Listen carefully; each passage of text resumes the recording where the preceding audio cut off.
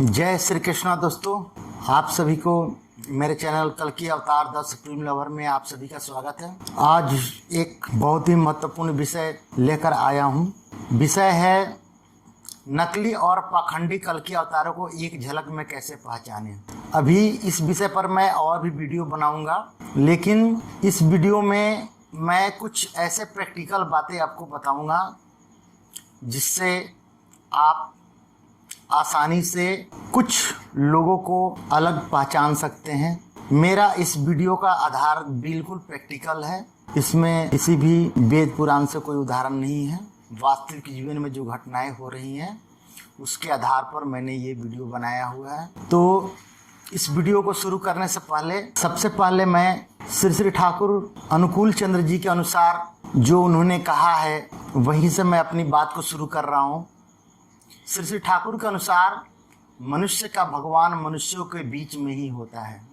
मनुष्य का भगवान मनुष्यों के बीच में ही होता है, यानी कि वे हम में से ही कोई एक होता है।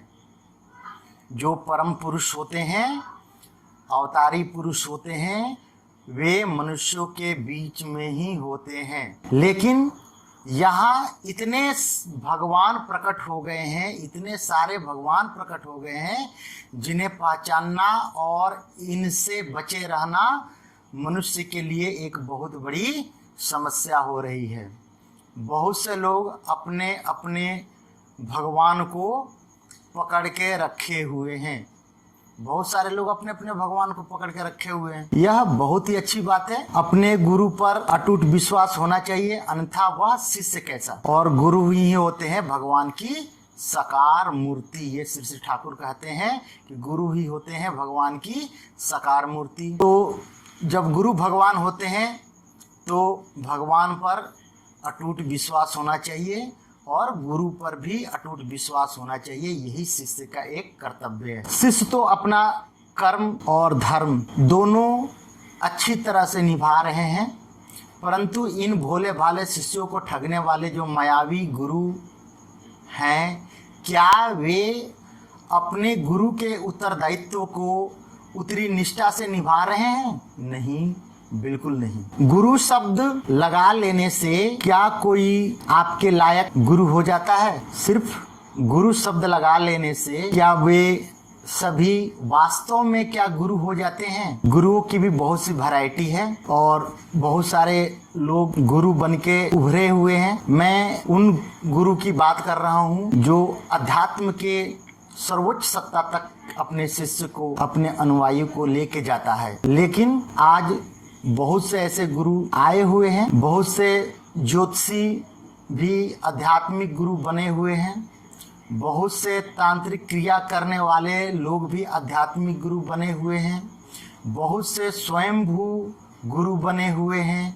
कुछ कथावाचक राम कथा और भागवत कथा कहते कहते गुरु बने हुए हैं। कुछ लोग ऐसे हैं जो भगवान की बात तो छोड़ दें, वे गुरु के ही अस्तित्व को नकार रहे हैं, कह रहे हैं कि गुरु की कोई जरूरत ही नहीं है। तो इन सब की अलग अलग वैरायटी है, अलग अलग प्रकार है। हमारा उद्देश्य किसी भी गुरु महाराज का बुराई करना नहीं है या उनका माखौल उड़ाना नहीं है, बल्कि उनकी सच्चाई सामने रखना है, ताकि कोई भी शिष्य गुरुओं के कार्य क्षेत्र को देखकर ही गुरु ग्रहण करे और एक सच्चे और सही गुरु को ग्रहण कर सके, पकड़ सके और उनको धर करके अपने जीवन को सुंदर बना सके। मान लीजिए कि आपको ज्योतिष विद्या सीखनी है, तो आपको ज्योतिष विद्या सीखने के लिए आपको किसी ज्योतिष गुरु के पास जाना पड़ेगा, लेकिन वही गुरु आध्यात्मिक शिक्षा पूर्ण रूप से नहीं दे पाएगा। जो ज्योतिष गुरु है उसकी विशेषता किसमें है?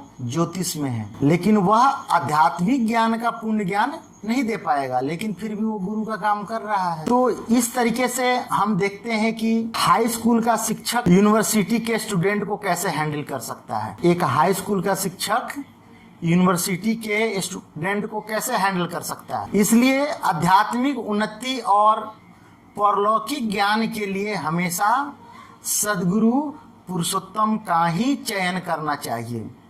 उनकी एकमात्र दृष्टि छत्र छाया में जीवन परम मोक्ष, जो जीव है वो परम मोक्ष प्राप्त कर लेता है। परम पिता ने अलग अलग कार्य सिद्धि के लिए अलग अलग मास्टर बनाए हैं। सबका अपना अलग अलग भूमिका है, मैं ये बात मानता हूँ, परंतु सब लोग मनुष्य के उद्धाता ही हैं ऐसा नहीं है।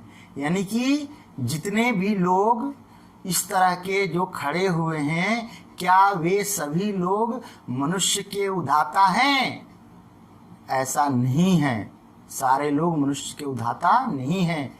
क्योंकि आपने मेरा पिछला वीडियो देखा होगा, मैंने अपने पिछले वीडियो में मैंने यही कहा था कि एकमात्र सद्गुरु पुरुषोत्तम ही सद्गुरु होते हैं और सद्गुरु ही होते हैं जीव जगत के उद्धाता।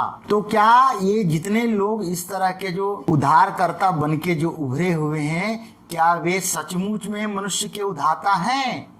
ये सोचने का एक विषय है जिस पर आप सोच सकते हैं, क्योंकि वे कोई एक ही ऐसा है जो उद्धाता हो सकता है, अनेक नहीं हो सकते हैं। एक बात और, यदि आप ऐसे सद्गुरु पुरुषोत्तम की आप एक बार ऐसे किसी सद्गुरु या पुरुषोत्तम की यदि आप एक बार दीक्षा ग्रहण कर लेते हैं तो वो जन्म जन्मांतर तक जो उनसे जो रिश्ता होता है वो कभी खत्म नहीं होता है। यदि आप दोबारा भी जन्म लेते हैं तो वे ही आपको पुनः मिलेंगे। ऐसे सद्गुरु से दीक्षित व्यक्ति या तो अपने अधूरी साधना को पूरा करने के लिए पुनः जन्म ग्रहण करेगा या उनके परम धाम को प्राप्त करेगा, यह निश्चित। ऐसे व्यक्ति की आत्मा को लेने के लिए जब वो व्यक्ति परम गति को प्राप्त करता है तो उस समय उसकी आत्मा को लेने के लिए स्वयं जो है भगवान आते हैं। यमराज तो उनके आसपास भी नहीं फटक सकता, इसलिए स्वयं भगवान आते हैं और अपने दिव्य रथ पर बिठा करके उस आत्मा को अपने परम धाम को ले जाते हैं। यदि वो परम धाम के लायक होता है या परम धाम को वो प्राप्त करता है अपने कर्मों के माध्यम से। लेकिन यदि किसी कारणवश उसका कार्य अधूरा रह जाता है, साधना अधूरा रह जाता है, तो उसे पुनः जन्म ग्रहण करना पड़ेगा और उस जन्म में भी वो उसी भगवान को प्राप्त करेगा जिस भगवान को या जिस परम पुरुष को वो ग्रहण कर चुका है। तो ऐसे जो पुरुषोत्तम होते हैं, उन पुरुषोत्तम की सत दीक्षा ग्रहण करने वाला व्यक्ति कभी भी वो निम्न स्तर की जो दीक्षाएं हैं उनको ग्रहण कर भी ले किसी कारणवश से या किसी के बल प्रयोग से या किसी तरीके से झांसे में आकर के, तब भी वो अमान्य हो जाता है। पुरुषोत्तम की ही सतदीक्षा हमेशा उसके साथ बनी रहती है। अंत में वो उसकी तलाश में भटकते रहता है और एक ना एक दिन उस परम पुरुष को वो प्राप्त कर ही लेता है। आपने देखा होगा बहुत सारे लोग एक दीक्षा लेते हैं, फिर दूसरी दीक्षा लेते हैं, फिर तीसरी दीक्षा लेते हैं और अंत में वो जहाँ के लिए वो आया हुआ था, जहाँ की उसकी चाह होती है, जिस भगवान को वो प्राप्त करना चाहता था, अंत में वो उस भगवान तक पहुँच ही जाता है। तो ये है इसकी मुख्य बातें। इसलिए गुरु ग्रहण करने से पहले इन बातों पर अवश्य ही ध्यान दें और हमेशा सद्गुरु पुरुषोत्तम को ही पकड़े। कलयुग में मनुष्य और असुरों को पहचानना बड़ी ही मुश्किल, दोनों का ऐसा घाल मेल कर खिचड़ी बना रखा है। कौन मनुष्य का काम कर रहा है, कौन असुर का काम कर रहा है, इस तरीके से पहचानना मुश्किल है। लोग ढोंग करते हैं, चोला इस तरह का पहन रखे हैं, अंदर कुछ और काम करते हैं, कहते कुछ और है, कर कुछ रहे हैं, दिखाते कुछ और है, कर कुछ और रहे हैं। तो इस तरीके के ढोंग और पाखंड का बोलबाला है। तो इस तरीके से हम देखते हैं कि इनमें भेद करना बड़ी ही मुश्किल है। और बहुत सारे ऐसे लोग हैं जो जिस विषय पर उनकी जानकारी नहीं है उस विषय पर भी वो ज्ञान दे रहे हैं। अनेकों भेष बना के आपको ठगने के लिए बैठे हुए हैं। शुक्राचार्य भी तो गुरु थे, लेकिन वे असुरों के गुरु हैं। आज इस घोर कलयुग में अनेकों शुक्राचार्य के मायावी चेले उठ खड़े हुए हैं। सत्य सनातन के विरुद्ध ही इनका चलन है। जो हमारा सत्य सनातन है उसके विरुद्ध ही इनका चलन है, इनका काम है, इनका चाल चलन है, और वे हमेशा इसकी नींव खोदने में लगे रहते हैं। यह बात आप मान लो। उनकी सत्ता ठीक इसके विरुद्ध काम करती है। वो भी इनका धोखा इतना पतला है, इतना महीन है कि साधारण मनुष्य तो आसानी से सिर्फ गुरु या भगवान के नाम पर ही ठगा जाएगा। बोल दिए गुरु, बोल दिए भगवान का नाम ले लिए और ठग लिए। तो इनसे बच के रहना है, और तभी हम सतयुग की कामना कर सकते हैं। जब तक हम इनसे बचे नहीं रहेंगे तब तक हम सतयुग में प्रवेश नहीं कर सकते हैं, क्योंकि इनके साथ जाते ही हमारे अंदर कपट आ जाएगी, हमारे अंदर बहुत सारी विकृतियां, बीमारियां आ जाएंगी, जिसके कारण हम सतयुग में जाने लायक ही नहीं रहेंगे। ये हमारा ऐसा हाल कर देंगे, क्योंकि इनके साथ में रहने से हम ठीक वैसे ही गुण को प्राप्त करेंगे। उनकी तरह हम कली छपटी बन जाएंगे, नस नस में कल छपट भर जाएगा, फिर हम सतयुग में प्रवेश नहीं कर पाएंगे। असत्य और धर्म हमेशा, आपने देखा होगा कि असत्य और अधर्म हमेशा धर्म और सत्य का चोला पहन करके ही धर्मियों को, सत्यवादियों को ठगने आता है। आपने देखा होगा कि रावण ने कैसे एक सन्यासी के वेश में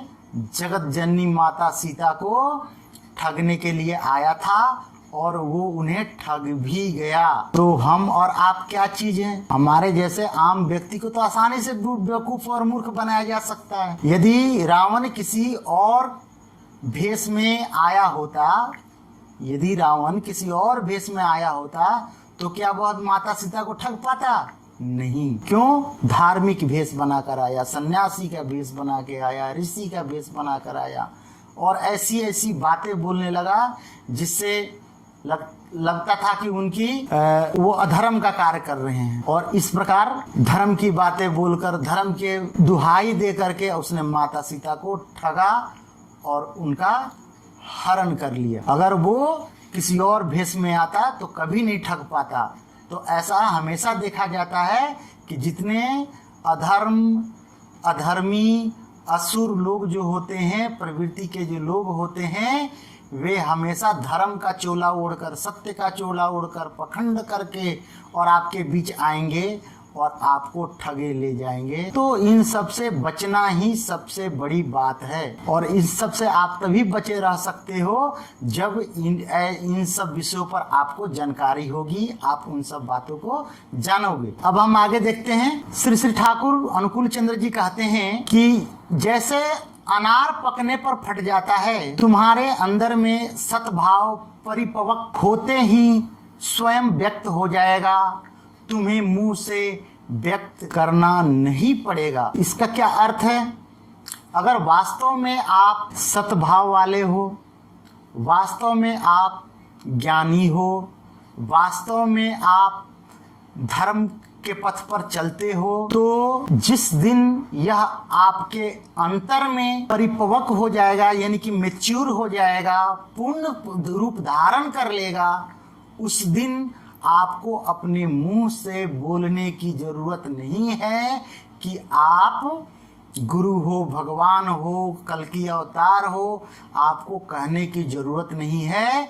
वह अपने आप, आपके कर्म से, आपके हाव भाव से, आपके जो ऑरा है उससे यह व्यक्त हो जाएगा कि आप मैच्योर हो, परिपक्व हो, आप पूर्ण हो। तो आज क्या हो रहा है? मैं कल की, मैं कल की, मैं कल की, मैं सायरन, जिसे दुनिया ढूंढ रही है वो मैं ही हूँ, ऐसा बोल रहे हैं, ऐसा बता रहे हैं सब। क्या है ये? मैं ये मानता हूँ कि एक विषय पर सत्य अनेक हो सकते हैं, एक विषय पर सत्य अनेक हो सकते हैं, ऐसा भी संभव है। लेकिन कई बार सत्य एक ही होता है। चलो मान लिया कि सत्य अनेक है। मैं एक उदाहरण देता हूँ, ये मेरा शर्ट जो है लाल नहीं है, ये भी सत्य है। ये काला नहीं है, ये भी सत्य है। यह नीला भी नहीं है, ये भी सत्य है। और यह सफेद है,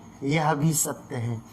यानी कि एक विषय पर कितने सत्य हुए? 4 सत्य। और भी सत्य हो सकते हैं। तो वास्तव में असली सत्य क्या है, यह हमें सद्गुरु पुरुषोत्तम ही बताते हैं। वही पहचान कराते हैं कि वास्तविक सत्य क्या है, जिसकी जीवात्मा को जरूरत है, हर मनुष्य को जरूरत है, और जिसको धर के चलने से हर जीव, हर मनुष्य बच सकता है, बढ़ सकता है। यदि आप इस चैनल पर नए हैं तो मेरे चैनल को सब्सक्राइब जरूर करें, बेल आइकन जरूर दबाएं।